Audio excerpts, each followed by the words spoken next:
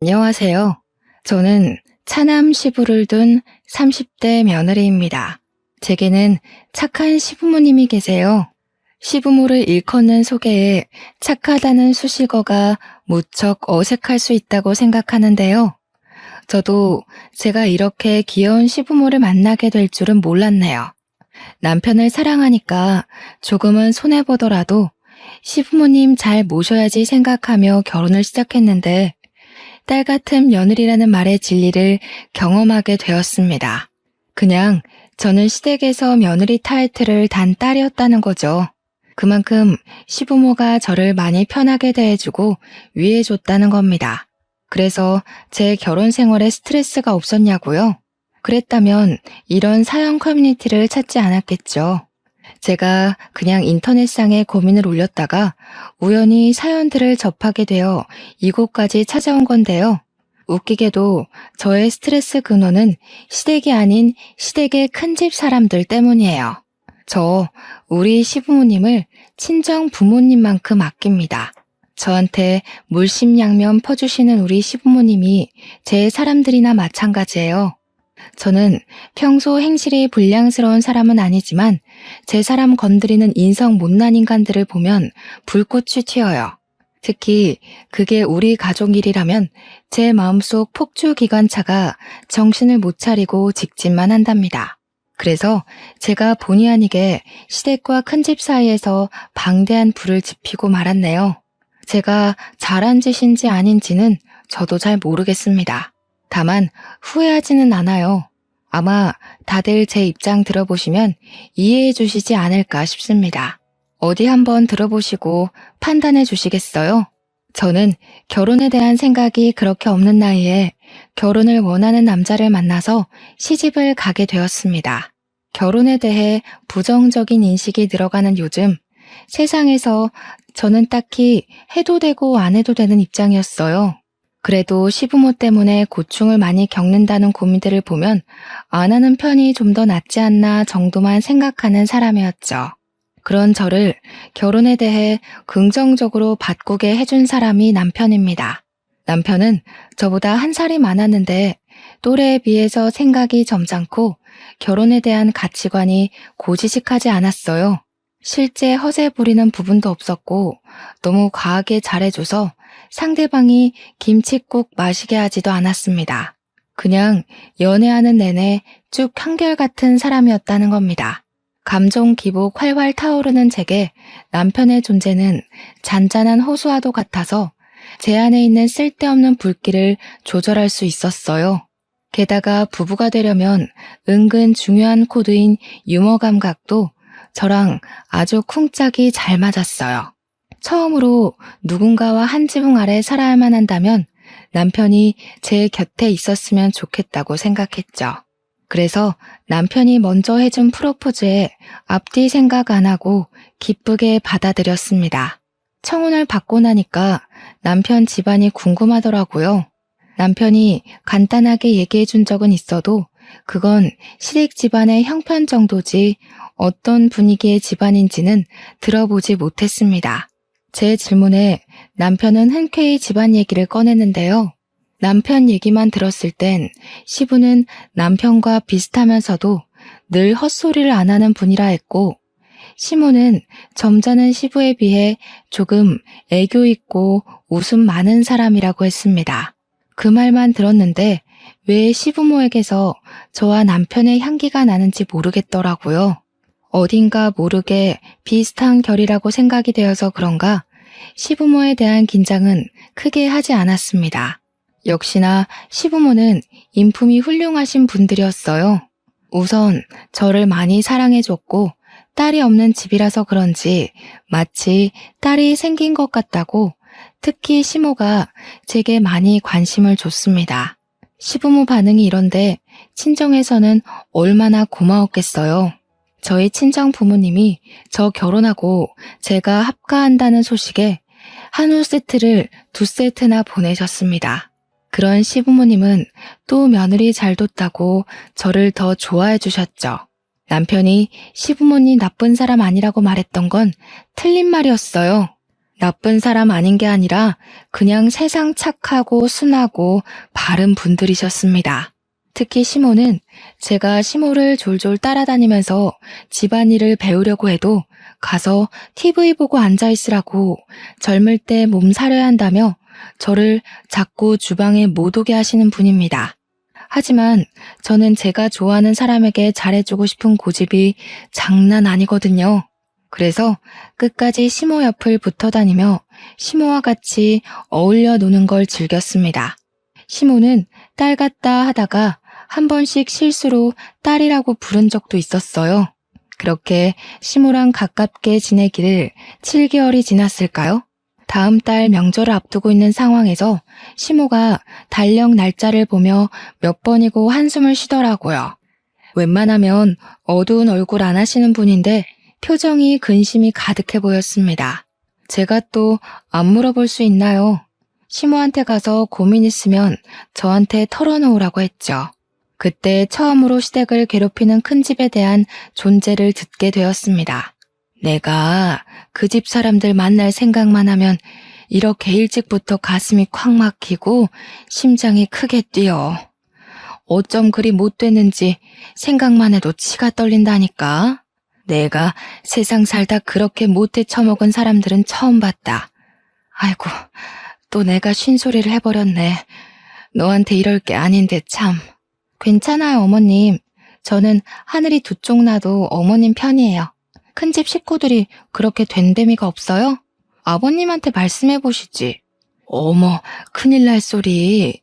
네 시애비는 그 집에 아주 충성을 한다, 충성을. 그러니 내가 혼자서 이리 소가리만 하고 있지. 아주 장남이 뭐라고 그저 큰형, 형수. 그 집 사람들 말이면 자다가도 벌떡 일어나는 게 네 시아버지야. 내가 어디다 하소연도 못하고 수십 년을 이렇게 살았다. 다른 집도 그랬는지 모르겠는데요. 시모 말로는 저희 시부가 어릴 적 가부장 제도가 좀 심한 곳에서 자란 사람이라고 했습니다. 시부가 어렸을 적인 그 당시는 가부장 제도가 남아 선호 사상이 심했다고는 알고 있었어요. 그런데 시모가 말해주는 시부 집안은 심해도 너무 심하더라고요. 시모가 몰래 해주는 얘기를 듣는데 제가 다 분해서 얼굴이 찌푸려졌습니다. 저희 시부는 집안에서 차남 입장이었어요. 총 5명의 형제 중 둘째하고 했습니다. 공교롭게도 셋째부터는 명이 짧아서 시부가 20살 되기 전에 다 돌아가셨고 장남과 차남 둘만 남은 상황에서 둘의 차별은 더욱 극명하게 드러났다고 합니다. 제 눈에는 정숙하게만 했던 시부의 숨겨진 처지를 시모한테 듣고 알게 되었는데 시대를 그렇게 타고나지만 않았어도 우리 지혜로우신 시부가 그런 분한 취급은 당하지 않았을 겁니다. 들어보니 시부는 시 조부모 집에서 홀대당하는 것에 익숙한 사람이었어요. 시부는 단 한순간도 따뜻한 대접 없이 자란 차남이었는데 일단 밥 먹는 것부터 편애가 바로 드러났더라고요.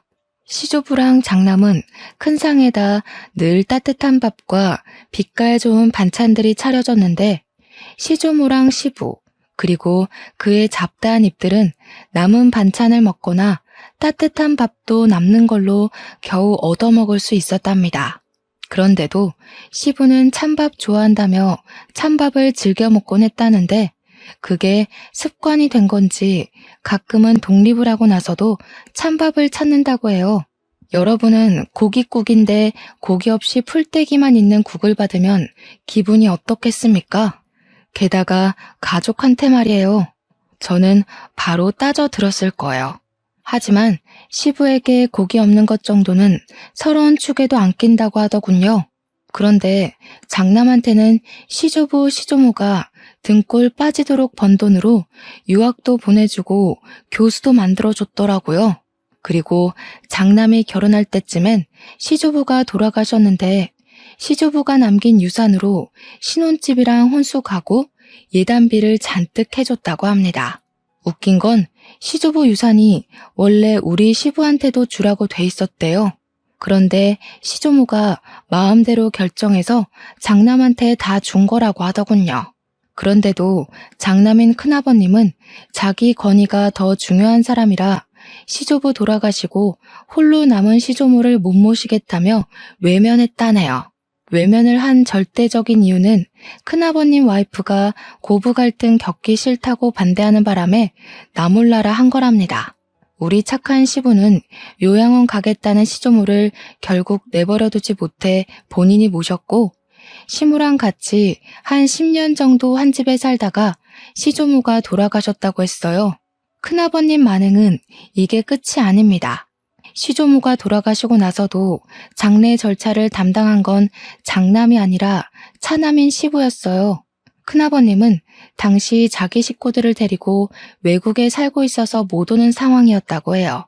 제가 볼 땐 여기까지만 들어도 큰아버님의 장남 자격은 충분히 박탈되었다고 보는데, 아무도 장남이 저렇게 막 나오는 걸 뭐라 하질 않으니 저렇게 컸겠죠. 특히나 시조부모가 너무 장남을 아꼈던지라 장남이 이기적으로 나오는 것에 대해선 별로 개의치 않았나 봐요. 그러니까 그저 장남이기 때문에 뭐든 용납이 되었던 거죠. 그래서 시조모 유산도 역시나 큰아버님 앞으로만 되어 있었대요. 시조부모님은 죽는 그날까지 장남 이름만 부르다가 돌아가셨다고 합니다. 정작 뒤치다꺼리 다 해준 사람은 차남이었는데 말이에요. 착한 시모는 그때 처음으로 사람 묘자리 앞에다가 침을 뱉었다고 했습니다.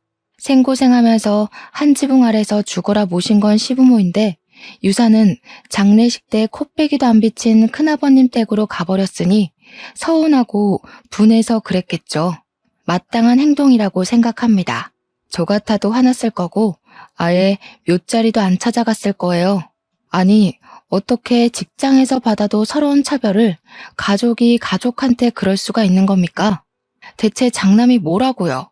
우리 시부도 시조부모 피를 받은 똑같은 아들 입장 아닌가요? 시모 얘기만 들어도 화딱지 나는 상황에서 저는 한 번도 보지도 못한 시조부모가 얄밉기까지 했습니다. 제사도 원래 큰 집에서 하는 거라고 들었는데 장남은 한 번도 시조부모 제사를 챙긴 적도 없고 찾아온 적도 없다네요. 우리 시댁에서 시조부모 제사를 담당하고 있었어요. 그 얘기를 들은 후로 저는 시조부모 제사를 챙기고 싶지가 않았습니다. 그래도 시부모가 챙기는 제사니까 따르긴 했는데요. 대신 절을 하면서도 제사상을 차리면서도 저는 속으로 시조부모를 엄청 원망하고 흉봤어요. 제가 시모한테 억울했겠다고 어떻게 그 고생을 다 참고 살았냐고 위로의 말을 조심스레 건넸는데 시모는 그냥 살다 보니 사라지더라네요. 그 시대는 대부분 그랬다고, 자기뿐만 아니라 다른 며느리들도 대개 같은 소가리를 했을 거라면서 씁쓸하게 웃을 뿐이었어요. 이건 시대적 배경이라 어쩔 수 없이 이해를 해야 된다고 하는데 저는 이해하고 말고보다는 일단 그런 차별 대우 자체에 화가 났어요. 주원자식도 아니고 어떻게 친자식한테 그럴 수가 있는지 모르겠습니다. 솔직히 말하면 이해 하나도 안 했어요. 시모한테는 죄송하지만 속으로는 내내 딴 생각하면서 시조부모만 비난했습니다. 그렇다고 시부 집안에서 치켜 세웠다는 장남이 그리 대단한 사람도 아니었거든요. 대접받을 만큼 뭐라도 집안의 보탬이 된 사람이면 시조부모의 행실을 어떻게든 납득해봤을 텐데, 시모가 말하는 큰아버님은 듣기만 해도 이기적이고 자기밖에 모르는 사람이었습니다. 제가 이걸 시집 온 지 얼마 안 되고 들었을 땐 그저 시부 처지가 안쓰러웠어요. 그래서 착한 시부에게 더 잘해드리고 싶었고 시부의 경고는 귀 기울여 듣고 고치려고 했습니다. 그러나 큰 집을 처음 만나고부터는 시부의 경고를 지키려는 게 제 마음대로 안 되더군요. 큰아버님은 차례도 안 지내면서 자기가 큰 집인 걸 내세우며 명절에 인사는 오라고 하는 웃긴 집안입니다. 도대체 어느 나라 법인지 모르겠네요. 근데 시부는 그걸 또 군말 없이 꼬박꼬박 가고 있다고 했어요. 그래서 저도 결혼하고 처음으로 그 집을 방문하게 되었는데요. 저는 큰 집에 발을 들이자마자 황당한 상황을 겪었습니다. 우리가 먼 길을 달려왔는데도 밖으로 내다보는 식구가 하나도 없었다는 거예요. 솔직히 그때 큰 집에 아무도 없는 줄 알았어요. 하지만 그건 조금만 더 안으로 들어가면 바로 확인 사살되는 일이었는데요. 큰아버님은 TV를 보고 있었고 큰어머님은 주방에서 음식 재료를 다듬고 있었어요. 무려 2시간이나 걸리는 거리를 차까지 막혀서 4시간 만에 도착했는데도 반기는 사람이 없었습니다. 자주 왕래하는 사이도 아닌데 적어도 오는 길 고생 많았다고 한마디는 해줘야 되는 거 아닙니까? 그런데 우리가 모습을 드러내자마자 큰 집사람들이 하는 첫 마디가 뭔 줄 아시나요? 해 떨어지고 올 작정이었냐? 이 형수가 혼자서 저 많은 거 다 다듬느라 허리가 두 쪽 났다. 오늘 같은 날은 당연히 차 막히는 거 몰라? 생각이 있으면 일찍 나섰어야지. 저게 큰아버님이 시부한테 처음 던진 말입니다. 어디 큰아버님만으로 끝이게요?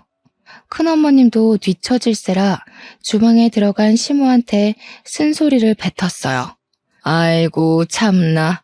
손님 나셨다 나셨어. 오다가 어디 고랑이라도 빠져 죽은 줄 알았네. 더 늦었으면 짜증나서 그냥 돌아가라 할 뻔했어. 물 한 모금도 못 먹고 일만 했더니 입이 바싹 말라 죽겠다.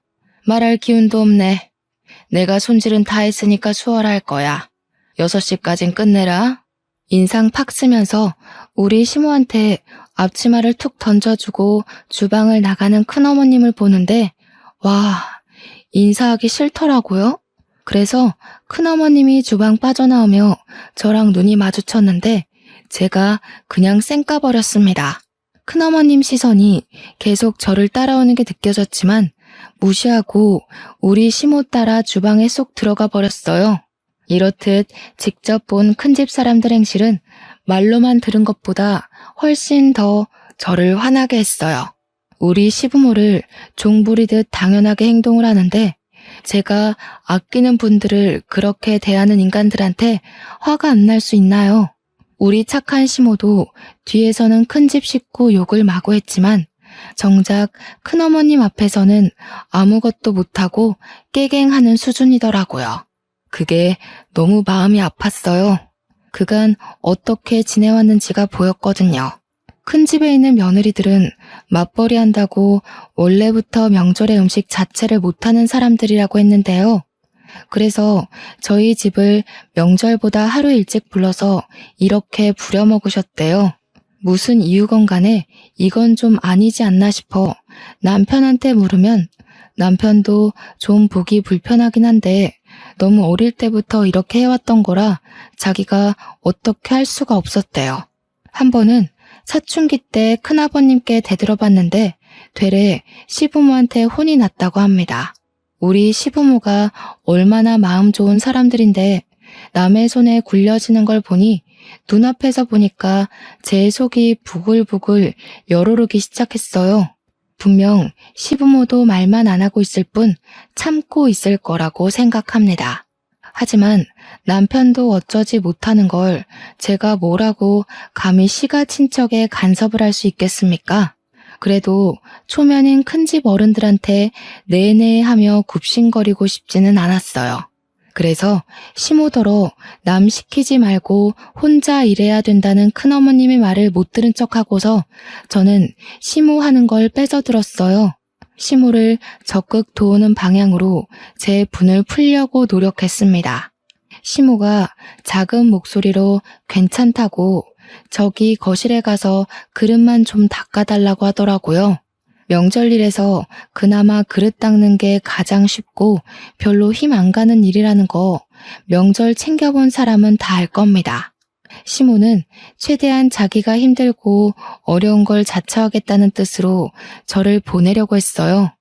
그러나 그럴수록 저는 더 고집 부려서 시모 몫을 빼앗았습니다. 제가 그래도 요리에 솜씨가 좀 있는 사람이라서 누구한테 물어볼 필요도 없거든요. 그래서 제가 오히려 시모를 쉬운 쪽으로 보내려고 했어요. 저랑 시모가 그렇게 꽁냥대면서 같이 일을 하고 있으니까 큰어머님이 슬쩍 오는 기척이 느껴지더라고요. 우리 주위를 얼쩡거리면서 우리 하는 얘기를 엿들으려고 기웃댔어요. 그러다 저희의 화기애애한 모습이 못마땅했는지 갑자기 시모한테 양파 깠냐고 마늘 빻고 고사리나 빨리빨리 볶으라며 성질을 부리더군요. 그러니 시모가 저랑 떠들다 말고 후다닥 다른 일을 하러 갔습니다. 시모가 떠나고 큰 어머님만 제 반경에 남아 있었는데 저는 끝까지 큰어머님 안 돌아보면서 바로 표정 굳혔어요. 그냥 제 할 일만 했죠. 그러니까 큰어머님이 제가 마치 자기 며느리라도 되는 것 마냥 저한테 이래라 저래라 시키려고 하더라고요. 처음엔 무시했습니다. 그랬더니 이봐요, 이봐 하면서 나중에는 저를 툭툭 치는 거 아니겠습니까? 말본새부터 초면에 쉽게 터치하는 것까지 딱 봐도 불량스럽기 그지없는 할망구였어요. 내 말이 안 들리나? 그거 지금 할 필요 없다고. 저기 가서 전 부칠 펜 좀 달거라. 주방일 안 해봤니? 일머리가 있는 편은 아닌가 보구나. 애가 빠릿빠릿하지 못하네. 죄송해요. 저는 저희 어머님 며느리라서요. 다른 사람 말은 귀등으로만 들어요. 큰어머님이야말로 할 일도 없이 돌아다니지만 마시고 손 좀 보태세요. 그럼 더 빨리 끝나지 않겠어요? 저도 일머리 없다지만 큰어머님도 그렇게 썩... 저는 싱긋 눈웃음 치면서 차분한 톤으로 고개만 까딱 인사했습니다. 그리곤 또 큰어머님 말을 무시하며 제 할 일만 했어요. 그런데 저 때문에 시모도 놀라고 큰어머님도 충격 먹어서 순간 정적이 흐른 거 있죠. 그러거나 말거나 저는 하고 있던 시금치 나무를 조금 떼서 시모한테 조르륵 달려갔고 눈치 없는 사람처럼 간 좀 봐달라고 애교만 부렸습니다. 우리 귀여운 시모 당황해서 얼떨결에 간을 봐주더라고요. 그러면서 큰어머님 눈치는 계속 봤고요. 좀 싱겁죠? 아, 어머님 솜씨 따라가려면 더 배워야겠어요. 어머님은 어쩜 그렇게 요리를 잘하세요? 제가 진짜 100점짜리 시어머니를 뒀네요. 큰어머님은 우리 모습이 기가 찼는지 그 뒤로 주방을 박차고 나가서 들어오질 않았습니다. 주방이 보이는 방향으로 거실에 앉아 저랑 시무를 노려보고만 있더군요. 저는 제멋대로 행동한 거라 시무가 한 소리 할 줄 알았는데 다행히 시무는 아무 언급도 안 하셨어요. 그냥 저한테 더 살갑게만 대할 뿐이었습니다. 그리고 제가 남편에게 부탁해 거실에 놓인 그릇 좀 닦아달라 했어요. 며느리 부탁이면 하늘의 별도 따줄 것처럼 귀한 대우 주는 시부까지 제 말에 그릇 닦는 걸 도왔습니다. 그런데 큰어머님 산을 넘었더니 이번에는 주야장천 TV만 보던 큰아버님이 문제였어요. 그새를 못 참고 시부한테 나불거리는 거 아니겠습니까? 야야 형기야. 물기 있는 걸로 닦았으면 마른 수건으로도 닦아야지. 거참 몇십 년째 명절을 챙기는데 아직도 초짜 짓을 하냐. 너는 어쩜 예나 지금이나 발전이 없냐. 큰아버님은 말마다 혀를 차는 습관이 있더라고요. 그것 때문에 사람을 더 무시하는 본새가 심하게 느껴졌고 저는 순간적으로 우라가 치밀었습니다. 아, 진심으로 짜증나대요. 제가 이렇게 속에 열이 많은 사람인지 여태 모르고 살았어요. 저는 부쳐놓은 고추전을 바구니를 들고서 베란다에 건조를 시켜야겠다고 룰루랄라 거실을 가로질렀습니다. 그러고는 바닥에 양말이 미끄러진 척 들고 있던 바구니를 날려 큰아버님 머리통에 쏟아버렸어요. 그러자 큰아버님은 소리 꽥 질렀고 큰어머님은 난리 나서 큰아버님의 원형 탈모 머리를 손으로 닦고 문질렀습니다. 어머나, 죄송해요, 큰아버님. 바닥이 왜 이렇게 미끄럽지? 아, 여기 바닥에 기름기가 있네. 큰어머님 청소 안 하셨구나. 평소에 좀 제대로 해놓으시지. 오늘 같은 날은 손님도 오는데 집안 안 살펴놓으셨어요? 그런 건 저도 아는 기본인데 아쉽네요. 뭐야? 얘, 뭐 이런 애가 다 있어? 동서 당장 이리 안 튀어와? 무슨 이딴 계집애가 다 있냐고. 대체 며느리 교육을 어떻게 시키는 거야? 시모는 큰어머님 앞으로 조르륵 와서 죄송하다고 머리를 조아렸습니다. 그럼에도 며느리가 실수했다든지 며느리가 잘 몰라서 그랬다든지 제 잘못이라는 건 언급하지 않았어요. 그냥 형식상 상황을 크게 안 만들려고 사과하는 뉘앙스처럼 들렸습니다. 큰어머님은 그런 시모의 사과를 듣기 싫다고 호통치면서 큰아버님 머리통 식힐 수건을 빨아오라고 시켰고 시모는 급하게 욕실로 뛰어갔죠. 남편이랑 시부가 나서서 쏟아진 전을 치우는데도 우리 식구들 중 제 탓을 하는 사람은 아무도 없었습니다. 그저 묵묵히 큰아버님, 큰어머님 부르령을 듣고만 있었어요. 우리 식구 전부가 다들 행동 싸보이지 않게 무게를 유지하고 있었는데요. 유독 저만이 유난을 부렸어요. 제 생각에도 제가 좀 설쳐댔던 것 같습니다. 그 말은 즉 시모한테 찬수건 심부름 시킨 큰어머님이 또 마음에 안 들더라는 겁니다. 그래서 그걸 또 가만두지 못하고 일을 저질러 버렸어요. 큰어머님, 큰일 날 소리세요. 언제 찬수건 빨아서 큰아버님 머리 식히려고요? 그 사이에 큰아버님 머리 다 화상 입겠어요. 빠릿빠릿하게 움직이셔야지. 그리곤 저는 시부가 그릇 닦느라고 젖은 수건 더럽혀 놓은 걸 주워서 큰아버님 머리에 찰싹 붙였습니다.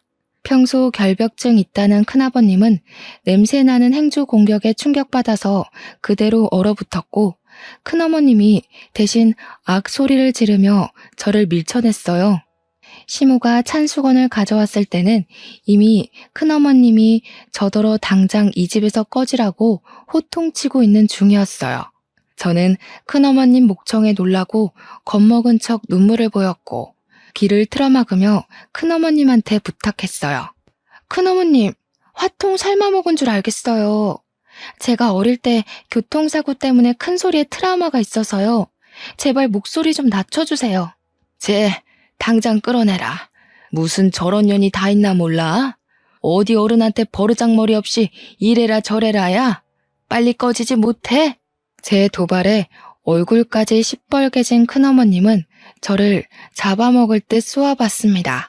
저는 겁먹은 척 얼빠져 있는 남편과 시부, 시모를 데리고 그만 가보겠다고 급하게 인사드렸어요.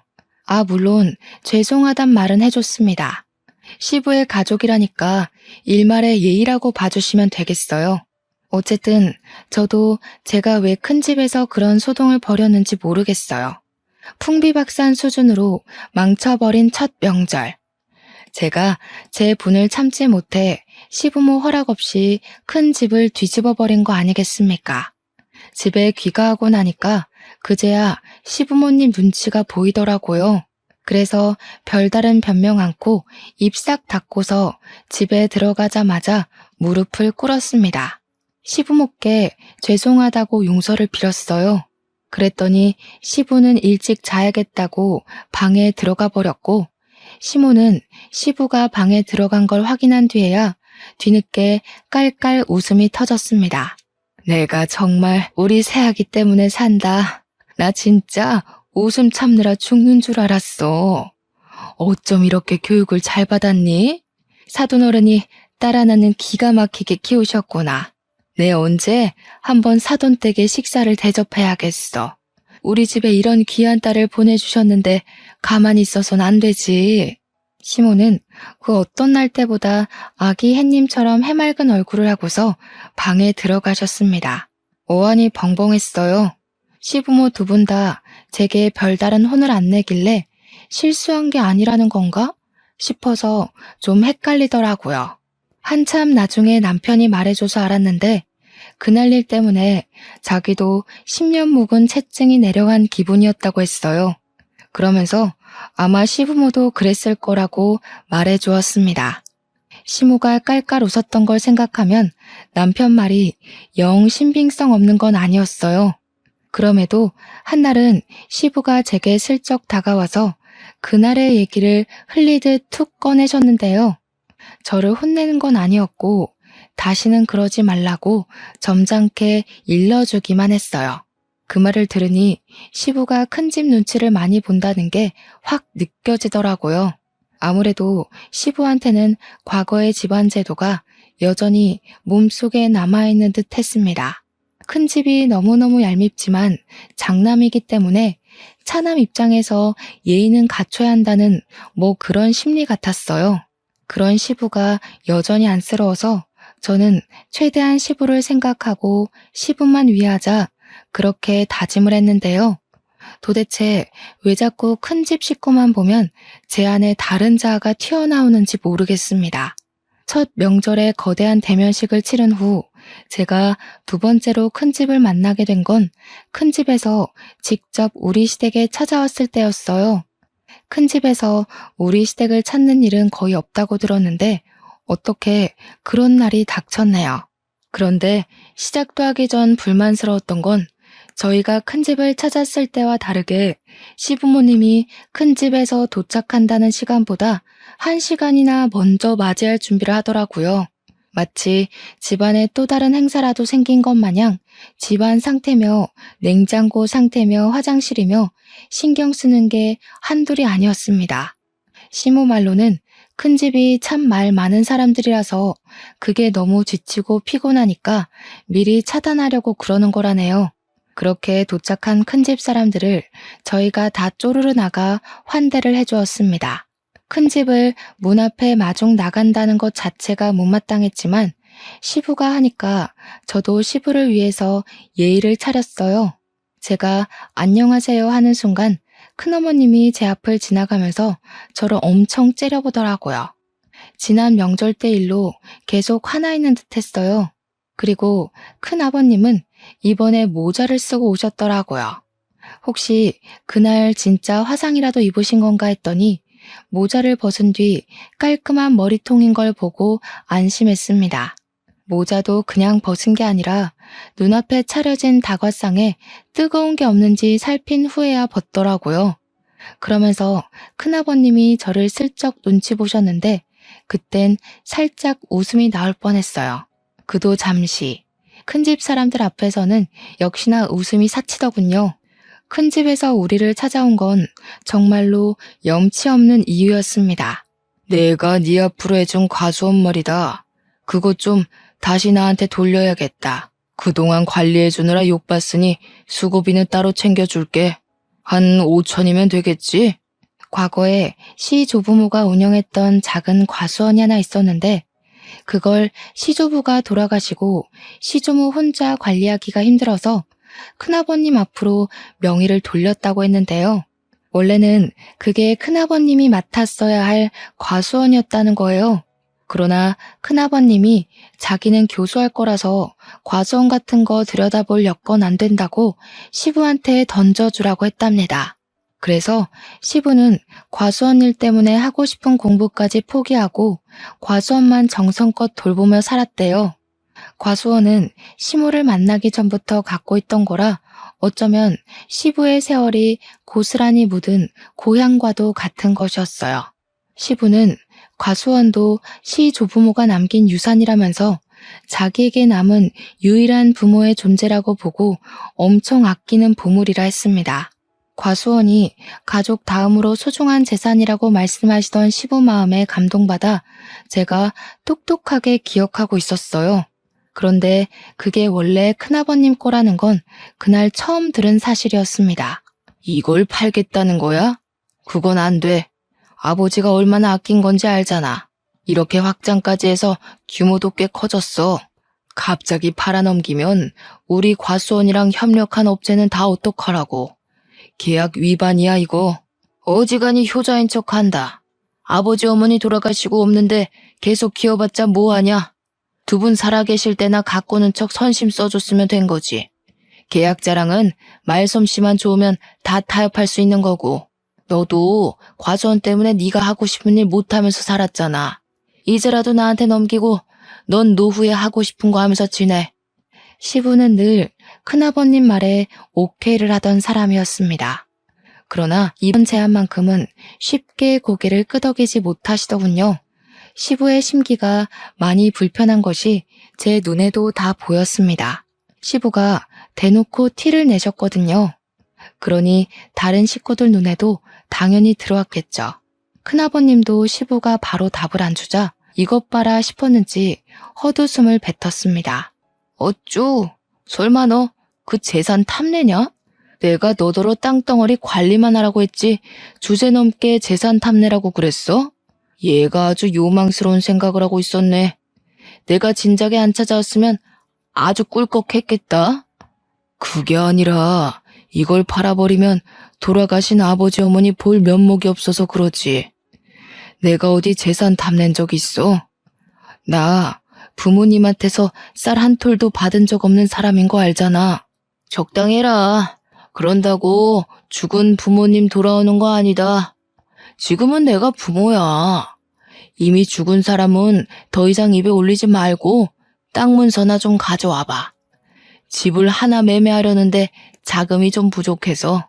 형님, 말 좀 가리지. 부모님이 형님한테 어떻게 해줬는지 잊었어?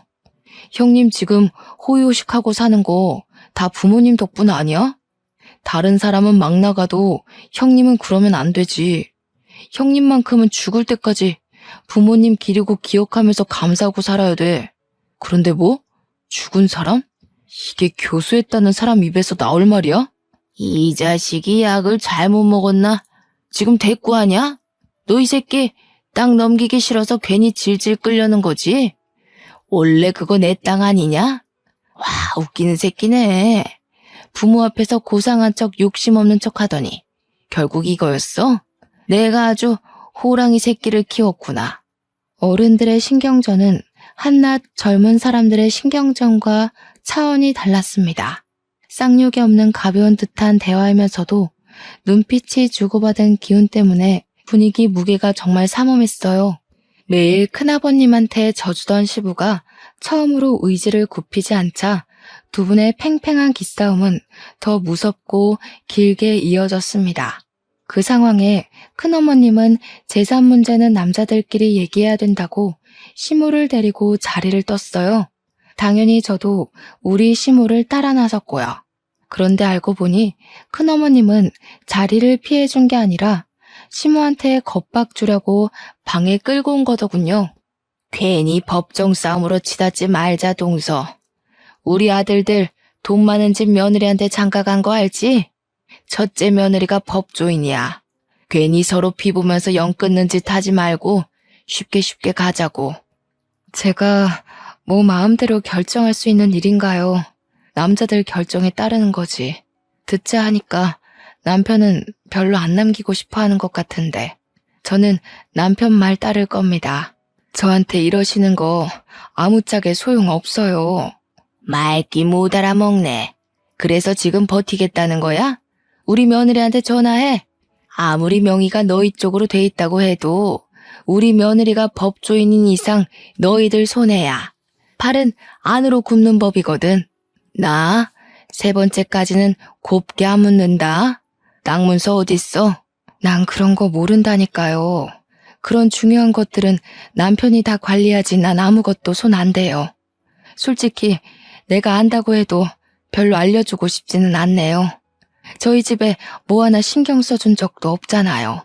시모는 제가 옆에 있어서 그런지 나름 용기 내서 큰어머님께 할 말을 잘하셨습니다. 그런 시모가 자랑스러웠어요. 큰어머님을 화나게 하는데 충분히 성공했더라고요. 얌전한 고양이가 부뚜막에 올라간 셈이었죠. 하지만 큰어머님이 참지 않고 법조인 며느리한테 전화를 걸겠다고 폰을 들었을 때 시모 표정은 금세 후회를 되찾았습니다. 시모 눈동자가 불안으로 떨리는 걸 봤어요. 시모는 아마 시부와 의논 없이 혼자 결정하는 걸 잘 못하는 것 같았고 시부 허락 없이 큰 일을 만들지도 못하는 사람 같았습니다. 그 사이 큰어머님은 진짜로 첫째 며느리에게 전화를 걸었어요. 그런데 신호음이 가기도 전에 곧바로 전화가 꺼졌습니다. 큰어머님이 당황해서 다시 전화를 걸었는데 또 안 받았어요. 큰집 사람들을 보면 의외로 웃긴 포인트가 좀 있어요. 전화 튕기는 걸 보는데 큰어머님의 당혹스러운 표정이 너무 재밌어서 순간 웃음이 터질 뻔했지 뭡니까. 그러면서 큰어머님이 애써 변명을 가미했는데요. 우리 며느리가 지금 재판 있나 보네. 바쁜가 봐. 하면서 태연한 척을 하는데 얼마나 우습던지. 심지어 더 웃긴 상황은 따로 있었습니다. 큰어머님이 자기네 며느리들은 바빠서 한가하게 집에만 있는 저랑은 다르다는 식으로 비꼬고 있을 때였어요. 전화를 튕겼던 첫째 며느리한테서 다시 전화가 걸려온 겁니다. 그러자 큰어머님 표정이 승기라도 잡은 것 마냥 들뜨더라고요. 바로 시모 얼굴 앞에다가 당당하게 자기 폰을 들이밀면서 자랑을 했습니다. 좀 봐라 얘. 아무리 바빠도 얘들이 이렇게 예의가 바르다. 다시 전화 주잖니. 이 애들은 우리를 아주 하늘로 모셔. 누구처럼 감히 며느리가 시애미한테 시시덕거리면서 까불지 않는단 말이다. 며느리에도 다 급이 있는 거야. 동서는 어쩜 며느리 보는 눈까지 없었대? 큰어머님은 저랑 시모를 쌍으로 엿먹여주고서 뿌듯하게 전화를 받았는데요. 받자마자 수화기 너머로 첫째 며느리의 성난 목소리가 쨍쨍 울렸습니다. 먼저 전화하지 말라고 했는데 왜 자꾸 전화하냐고. 약속 어기면 당장 이혼해버릴 거라는 협박의 톤이 묻어 있었어요. 큰어머님이 늙어서 귀가 안 좋으니까 음량을 크게 해놨는데 덕분에 우리한테도 다 들렸던 거죠. 차라리 전화 안 받을 때가 덜 쪽팔렸겠어요. 훨씬 더 매정하게 끊긴 전화는 큰어머님 얼굴을 시뻘겋게 만들었습니다. 정적이 흘렀는데 그 순간 저는 이때다 싶어서 시무 팔짱을 끼며 말했어요. 참, 어머님, 제가 아버님한테는 말씀드렸는데 어머님한테는 기회가 안 돼서 말 못했는데요. 저희 큰아빠가 얼마 전에 판사 퇴직하셨거든요. 인맥이 엄청 넓으셔서 우리 큰아빠 이름 대면 후배들이 다 안 돼요. 근데 큰아빠가 절 엄청 아껴요. 제가 시집갈 때 아빠 말고 큰아빠가 울었거든요. 잠깐만 기다려보세요. 저도 오랜만에 전화 좀 해봐야겠네요. 거기서 시모는 역시 계속 얼떨떨하게 저를 바라봤고 큰어머님만 어리둥절했어요. 큰어머님이 진짜로 자기 며느리한테 전화를 걸었던 것처럼 저도 거짓말 않고 진짜로 큰아빠한테 전화를 했거든요. 역시 우리 큰아빠. 컬러링 들리기도 전에 받더라고요. 큰아빠 집에는 아들밖에 없어서 시부모가 저를 예뻐해주는 것처럼 큰아빠도 제게 딸 그렇게 불러줍니다. 큰아빠, 오랜만에 전화해서 이런 말부터 하는 거 미안해. 우리 아버님이 아버님 명의로 된 가수원을 갖고 있는데 그걸 자꾸 무단으로 달라고 협박하는 사람이 있어서 아무래도 우리가 소송해야 될 것 같아. 큰아빠가 손 써줄 수 있죠? 당연하지. 누구 부탁인데. 그런데 누가 남의 명의로 된 땅을 욕심부린다니. 내가 제일 싫어하는 부류가 딱 그런 빈대떡 같은 사람들인데. 아, 우리 시댁의 큰 집. 참, 우리 큰어머님 며느리가 법조인이래. 큰어머님, 며느님은 어디 소속이세요? 저희 큰아빠한테 한번 물어보려고요. 너무 약을 올려버렸는지 제 말에 깜짝 놀란 큰어머님은 그제야 사색이 되며 제 폰을 빼앗으려고 했습니다. 저는 큰아빠한테 다시 전화하겠다고 하고 그대로 끊어버렸죠. 그러고는 제가 악력을 쓰려는 큰어머님의 손길을 탁 쳐내버렸어요. 제발 고집 좀 부리지 마시고 분수에 넘치는 짓 하지 마시고 자식들 발목 잡는 짓도 하지 마시고. 예? 자랑스러운 장남을 이혼남 만들면 안 되잖아요. 둘째, 셋째 아들까지 있다고 했었나? 자식들 평생 법적 문제에서 불이익 받게 해줘요? 너 이거 협박죄다. 어디서 어른한테 따박따박 말대답이야? 사람 사들여서 연기하는 거지? 내가 속을 줄 알고? 그건 끝까지 가보면 알겠죠. 궁금하면 사이좋게 법정 싸움 해보던가요. 그보다 며느리들이 하늘로 모신다고 했죠. 하늘은 무슨 시궁창 대접 안 받는 걸로 감사해야겠던데요. 괜히 일 버렸다가 자식들이랑 며느리한테 버림받지 마시고 지금이라도 정신 좀 차리세요. 이제는 우리 시모가 아니라 큰어머님이 누나를 불안하게 굴리셨어요. 그러면서도 대꾸는 못해서 바보같이 어버버거리기만 하더라고요. 이후 저희에게 그 어떤 잘난 체도 못하고서 쌩 방을 나가버렸습니다. 얼마나 당황했으면 나가다 문턱에 발가락을 찧었는데도 절뚝거리며 뛰쳐나가버릴까요? 시모를 모시고 그 뒤를 따라 나갔더니 거실에선 큰아버님이 시부 멱살을 잡고 있는 장면이 기다리고 있었어요. 시모가 깜짝 놀라서 시부한테 달려가려 했는데 그럴 필요가 없을 것 같아 제가 시모를 붙잡았습니다. 곧 큰어머님이 알아서 큰아버님과 시부를 갈라놓더니 큰아버님 옷을 챙기고 모자를 챙기고 난리가 났더라고요. 큰아버님이 왜 이러냐고 미쳤냐고 하는데도 큰어머님은 큰아버님 등짝만 패면서 그냥 빨리 나가자고만 재촉했어요. 아무래도 나가면 제 큰아빠가 판사였던 얘기를 알아서 잘 전달할 것 같았습니다. 이젠 자기네들이 불리하다는 걸 알았겠죠. 이미 땅덩어리가 시부 이름으로 되어 있는데 법으로 덤빈다 한들 무슨 소용 있다고 두둑한 배짱을 갖고 덤볐는지 모르겠네요.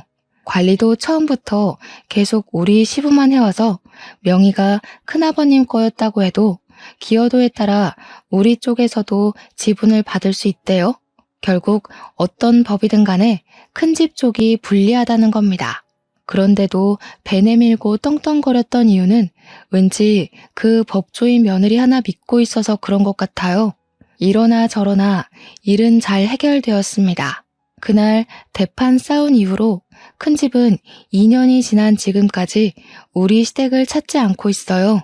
양심 없이 명절에 부르지도 않고 귀찮게 땅 내놓으라고 시비 걸지도 않습니다. 시부는 어떻게 큰 집과 연락을 잇고 있는지는 모르겠으나 그 외의 식구들은 전부 큰 집의 갑질에서 해방이 되었어요. 시모랑 남편은 이게 다 저 덕분이라고 항상 사랑스럽다고 해줍니다. 밥상에 매일 맛있는 것도 올라와요. 다소 철딱선이 없었을 수 있을 저를 예쁘게 봐준 시부모 덕분에 저는 현재도 아주 행복한 결혼 생활을 보내고 있습니다. 사실 딸을 임신한 지도 8개월이나 됐어요. 그렇잖아도 저를 복덩이 대우해주던 시댁에서 임신까지 해버리니 아주 왕비만큼이나 후한 대접을 받고 있네요. 지금이 너무 행복해서 이 꿈에서 영영 깨고 싶지가 않아요. 제 인생이 이렇게 쭉 순탄하길 속으로 항상 바라고 있습니다. 다들 저만큼 행복하시고 저보다 더한 행운 받으셨으면 해요. 들어주셔서 감사합니다.